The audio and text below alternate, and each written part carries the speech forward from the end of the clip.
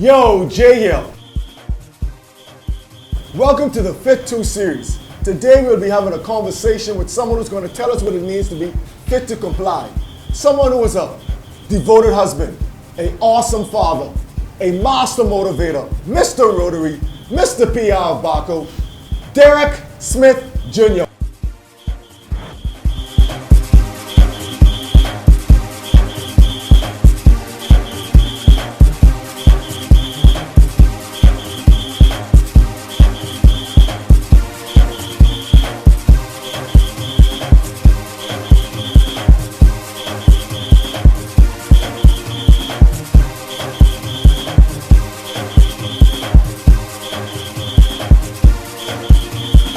Welcome, Derek. Hey, Jay, thanks for having me, man. Oh, man. I don't know if I'm all that, but we'll go with the flow. Let's flow with it. I already said it, so let's speak it into being, my brother. Yes. All right, receive it. Good stuff. Since you're so compliant, Yeah. tell us what it means to be fit to comply. All right, so what it means to be fit to comply is literally understanding what are your parameters and ensuring that you keep within them. So I was just having a conversation with somebody and explaining that, there's zones when it comes to running. And there's zones when it comes to movement of the body. And you know this stuff, heart rate versus your speed. And you have to tell yourself, okay, for today, I'm going to be in an active rest mode. Right. What is an active rest mode? I'm going to stay in zone 1 in whatever I do. And you must keep it because you're a part of a process, you're a part of different procedures and flows, and that's actually what fit to comply is all about. Okay. Versus, that's generally it. So I hear you when you say, okay, because I'm in control of me. So Yeah. what I'm going to say, when I'm going on my run, I can stay in zone 1. But how can we stay in compliance when we are doing other things in life where others have input on what we're doing, where you could be just driving on the road and someone knock your car or the plumbing goes or, just life takes over. How do you stay in, this is my goal for the day and I'm going to stay in these parameters even though life throws different stuff at you? How does Derek process that? Derek processes it in compartments. So literally, this compartment about life is home. This is school. This is work. This is fitness. Other variables may come and go, but the constants are those blocks. Once those blocks are secure, those other variables are, I will consider those variables. And that's literally what I do every day in my life. Every day. So the machine wakes up. Time, to make give me for that. But the machine. She's not the only machine. She's not the only machine, right? But it's all good. The machine wakes up at 5:10. The machine knows that it has to be on the road for 5:30. The reason why it has to be on the road for 5:30 because by 6:30 the machine has to be home because the house has to start ticking. Right? Another part of the machinery of the entire family. Once the oldest boy wakes up, he takes a bath. Then he wakes up the second boy. Then he wakes up the third boy. That machine starts to work. Then mommy, who's more of a night owl, wakes up and her part of the process starts to work. Everything starts to move. That's how I work versus variable. So a variable could be it starts to rain. That's a personal problem because this machine still has to move. Correct. To move. So we just did all of our miles in the rain. Right. Because nothing was going to stop complying with the fact that today was a particular run that had to be completed. No excuse, though. No excuses. Right. Excuses are the tools of the wicked and confident with monuments of nothingness. Those who practice them seldom do well at anything. Those who don't know. Right? So that is why we're just sitting on these balls because we already got our run in. So I'm not giving him a blind today. It's just that we got our run in and he half killed me because I wanted to relax. Yeah. I said it was raining. He said, so what? So we got it in and now we're here on these balls just relaxing. So we already got our run in, Derek. And we're here chilling, even though we have to stabilize the car to sit on the ball. So As it hurts. I can make it like my exercise, Tell us about your fitness journey. So everybody has a journey, and some people tell the truth, and some people tend to embellish. Yes. So this is the truth. One day I walked in, and somebody's gonna kill me. One day I walked in. Oh, you fit right in with the series. A lot of killing going on with these, So one day I walked in to the room, and my wife just looked at me, and that look was new, but it wasn't a friendly look. You know, so So it wasn't like, yeah, it was like, what? yeah, that was like about 4 or 5 years ago. Uh-huh. And then I realized, this may not be cute. This may not be cute. To the person that means the world, this may not be cute. Okay. It may be cute to other people, but it ain't cute. No. Yeah. You don't No. worry about it. No, don't worry, because you worry about Okay, what okay, just making sure. We clear, Sure. very clear, Okay. very clear. Important. So I said, And then I called you and I said, hey, I need to work out. And it was hard. The reality is, I think you invited me to a Tuesday workout, Goodman's Bay. That's about 600 meters. And before I finished 150 meters, I was blue. That's why you don't make it to Tuesdays anymore. I have a personal problem with Tuesdays. Personal problem with Tuesdays. It reminds me of the beginning. But in all honesty, that's where I started. I was at 199 pounds at that point in time. And I just started to move. And you would keep on saying, be consistent. Whatever you do, be consistent, be consistent, be consistent. And over that time frame, I was able to go from 150 meters, then running a mile, then running a 5K, then doing a 10K, then doing a half, all at very, very, very slow basis. Yeah. Like You mean at completed pace? Doing a half at a slow pace better than anyone who's doing a half on the couch watching it done. Yes. So agreed 100%. Okay. So that's where I started. So today, for example, when I did my first 5K, I was a part of the JFit family. I think I was doing 1330 miles, 1330. And now I can do a 5K well under 27 minutes. Okay. So that's like low 9s, some 8s. Consistent improvement, yes. Consistent improvement. So that's been the last 4 to 5 years. That's the journey. I fell off once or twice, but even the fall to some people was because of a reason. Again, you had to comply. I wanted a AML designation, an international AML designation. So I used the same time pattern that I would have worked out for a 8-week period in order to study for that designation, which I successfully passed. Okay. Yeah, but outside of that, before the viewers and I can congratulate you, Yeah. What is AML, Derek? AML. So AML is anti-money laundering. Okay. Yeah, that's what it is. So basically, all it says is that we try to ensure that our banking system is as clean as possible. If they tell you that it's squeaky clean, it's a lie. But we try to mitigate risks. We look at what is the inherent risk. We put certain controls in place. And then we see after those controls in place, what are the residual risks? And then we say to ourselves, is our appetite as a company or an individual or an entity, whatever it is, okay with the residual risks? And then we rate those risks. And based on those risks, we set up processes and procedures in order to monitor how those risks work within our company year to year. And that's basically what you do. Awesome stuff. That's kind of what you do in your life, Yes. Well, but some of us are risk averse and some of us like, everything. Let it come. Yeah. So, Derek, I think your title is financial risk compliance professional. Yeah, we go with that. We go with that. Yeah, we go with that. Yeah. So basically, I have some idea of risk compliance in the AML environment. Yeah. What I realize is that I start seeing you more and more. Like you're on the social media, you're in the papers, you're writing, you're talking about pivotal parish, you're talking about risk assessment. Tell us about, because that recently came about. Correct. Tell us about how you moved from Derek out of the public sphere into Derek, the person who is giving financial advice and helping us through this tough time called COVID. How did that come about? So, it's interesting. I asked on my Instagram a couple of days ago. I said, do y'all know me as a photographer, or do you know me as a risk and compliance professional?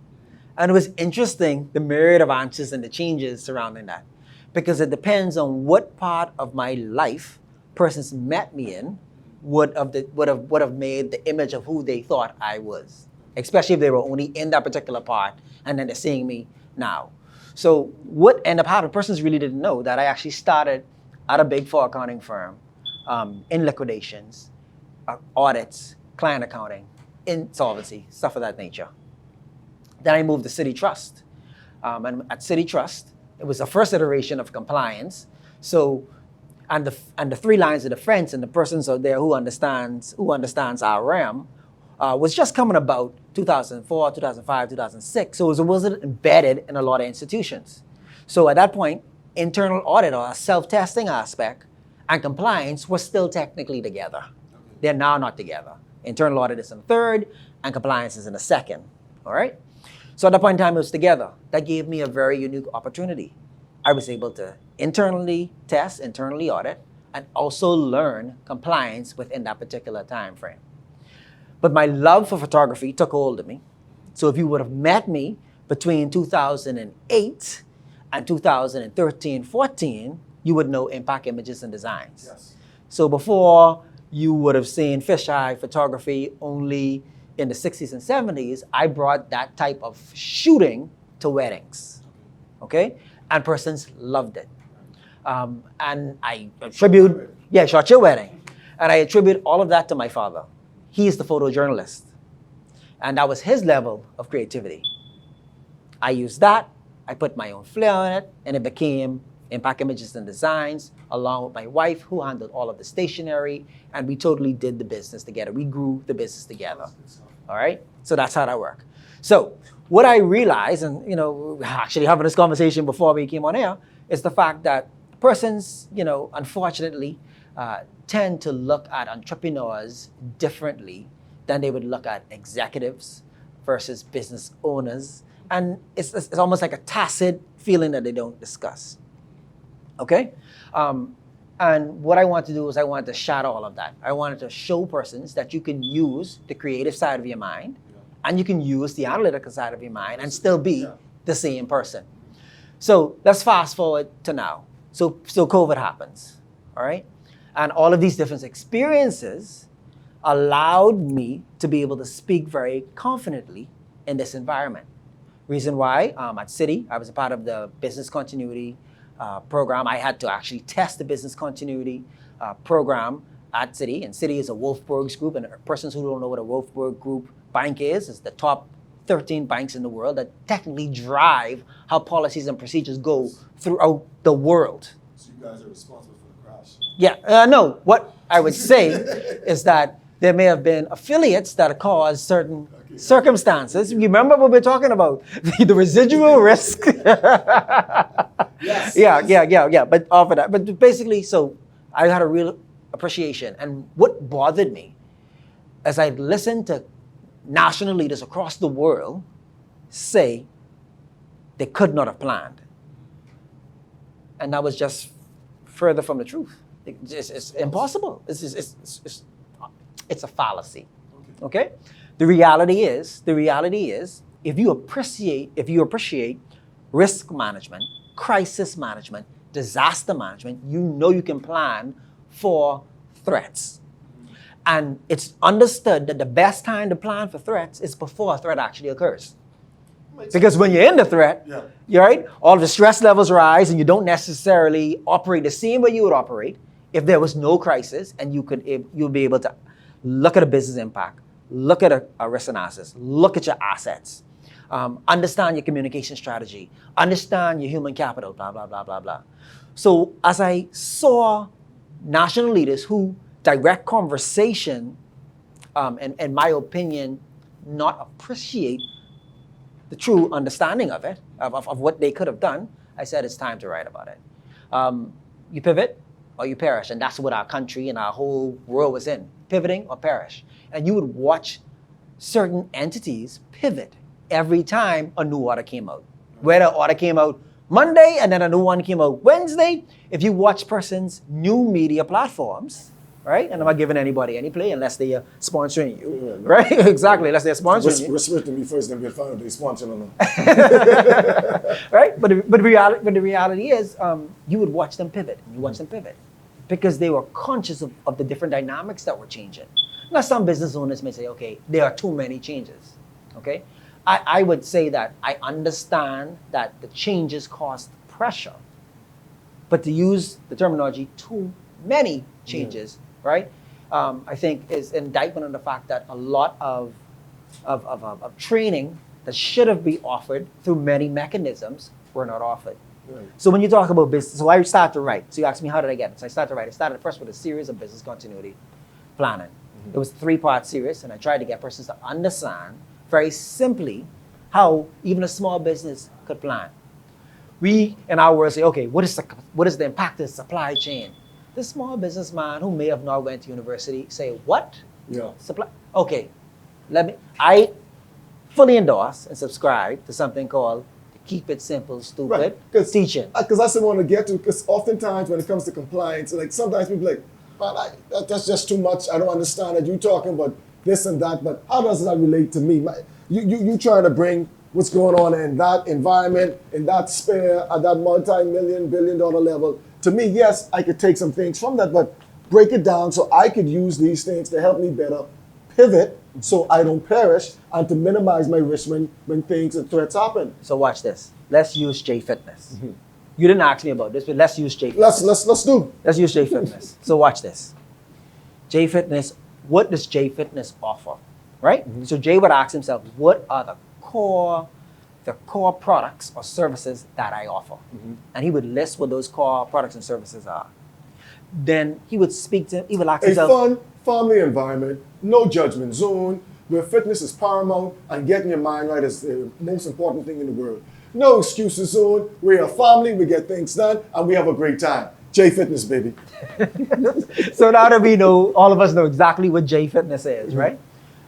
What variables would impact J Fitness from operating?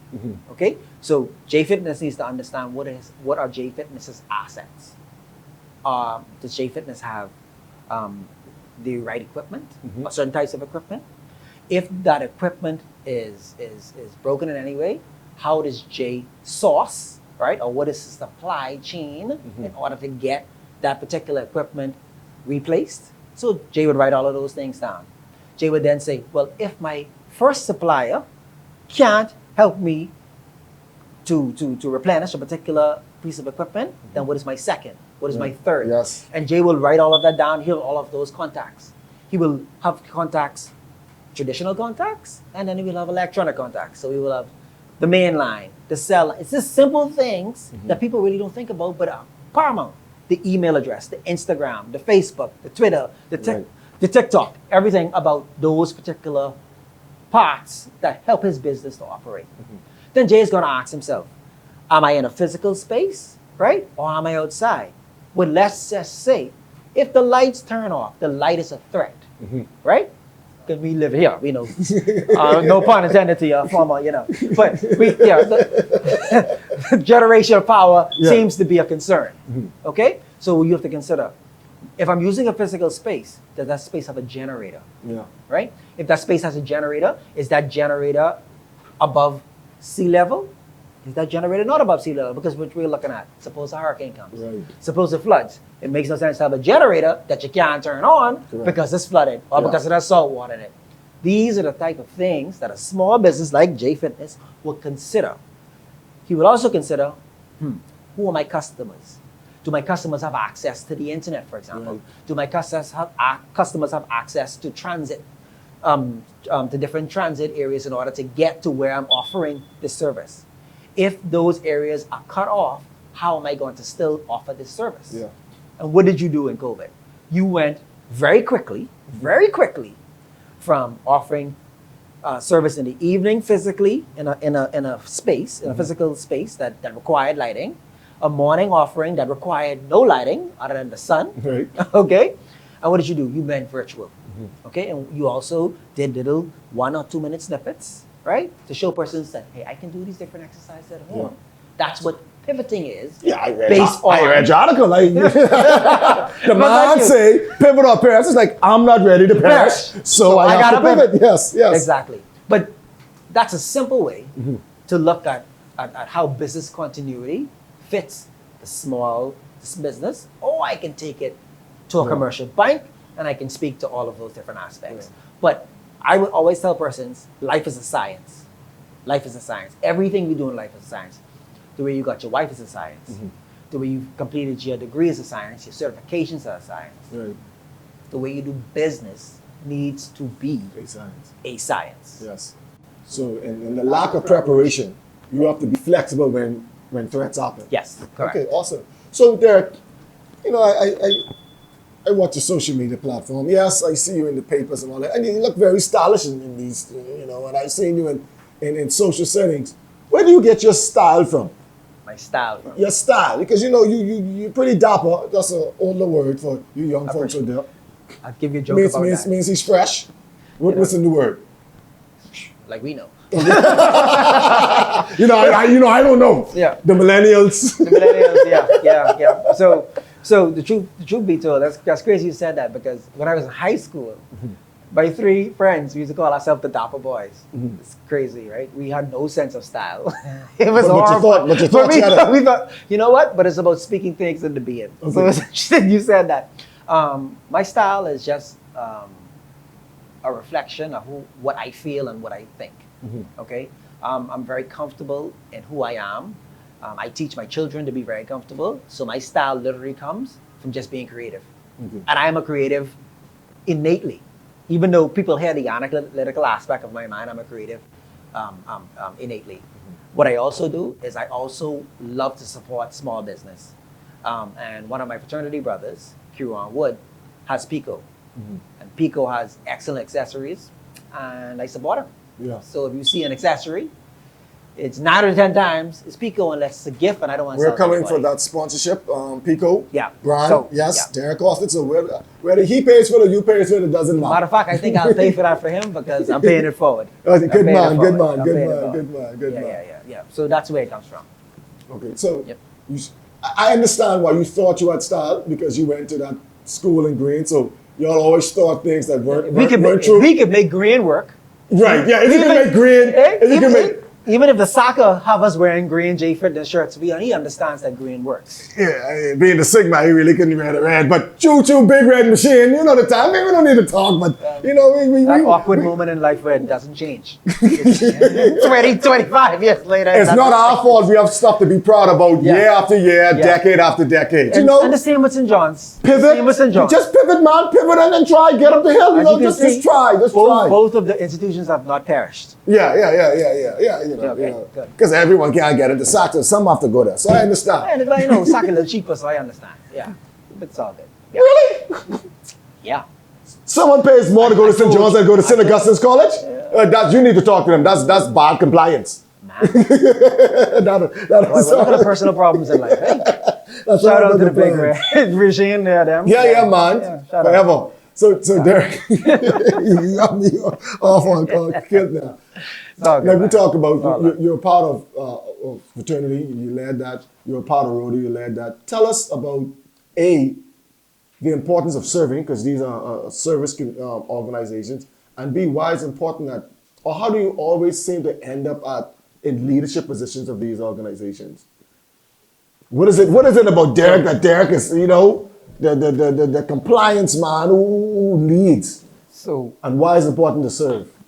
all right. So that's 3 questions. Yeah, so, make it happen. I'll make it happen. I'll try my best. So the importance of service, in all honesty, service should always be above self. Service should always be above self. The reality is, some people would have the notion that, you know, you should always make sure you're straight and your family is straight first before you help others. Well, the reality is, if persons didn't help you in some way, shape, or form, you may not have been able to make it in life.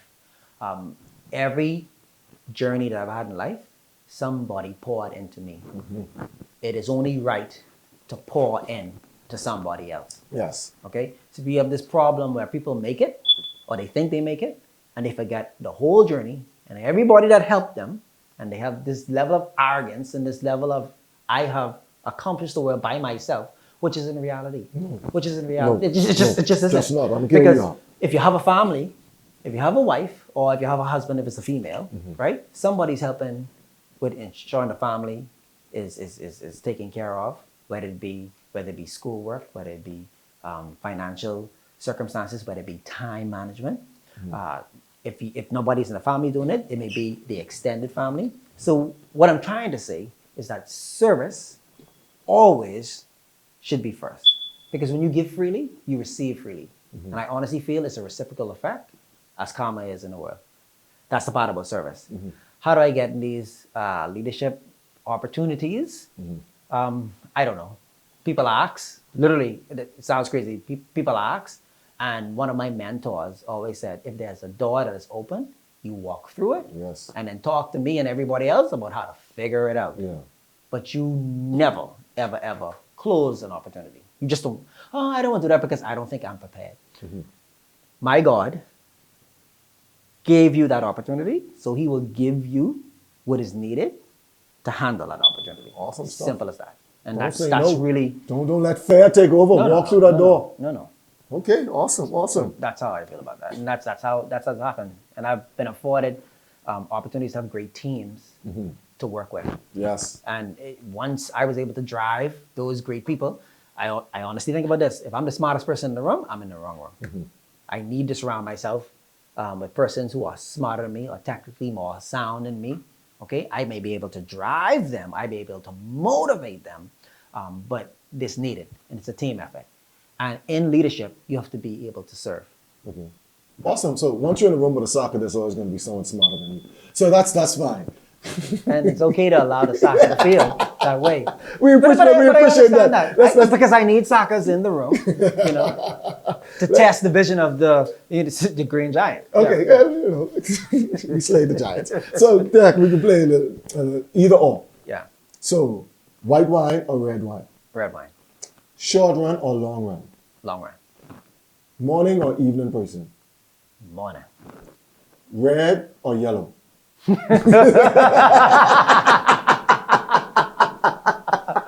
Well, because I'm a Sigma, all I see is blue. So those are just versions to change. Good answer. Yeah. All right, man, Derek. Before we go, you told us a lot, so some of us who knew you later in life may not have known about Derek, the photographer. Correct. Those who knew you then now know the photographer, the Sigma, the Rotary man, barcode, compliance specialist, writer. But tell us something that we may not know about you. I would use LaShanta's phrase, and she would say that. Your wife. Yeah, my wife. My wife. But the brand knows that she is my wife. I didn't. Exactly, right? It is what it is. I am a functioning introvert. I am a functioning introvert. So I prefer I know the feeling, my brother. to be alone. I prefer to be with family. I prefer downtime. Okay? But life demands that you pour into the world. Okay. Hence, I pour into the world. Good stuff. But a preference would be home with my children, nourishing them, because those are the things. My mom died when I was 20. I had no opportunity to row with her through if I was going to marry LaShanta or not, or if I was going to have one child or 4 children. I did not have those opportunities. So I cherish family time. That's the reason why. Okay, good stuff there. So, tell us how we can reach you. We can contact you for you to pour into us. Because if we like what you heard, which I did, and I need more, or I need you to bring this to where I'm at as an individual company. How can we reach out to you to get some more of this information? Yeah, sure. So on all of my social media platforms, whether it be Instagram, LinkedIn, or Facebook, it's Derek Smith Jr. If you at Derek Smith Jr., you'll find it. I do have a website, DerekSmithJr.com, if you need information. And those are the ways to find me. Totally branded by La Marie Smith. I have to pay for that as well. Okay. But yeah, she was a hashtag direct La Marie deposit. branded me. So so it's all consistent straight across. And running is consistent, and across the brand is consistent. Okay, Derek Smith Jr. All right. Consistency is key. Cool, Derek. Well, thank you for joining us here today. It was a pleasure. And thank you guys for tuning in.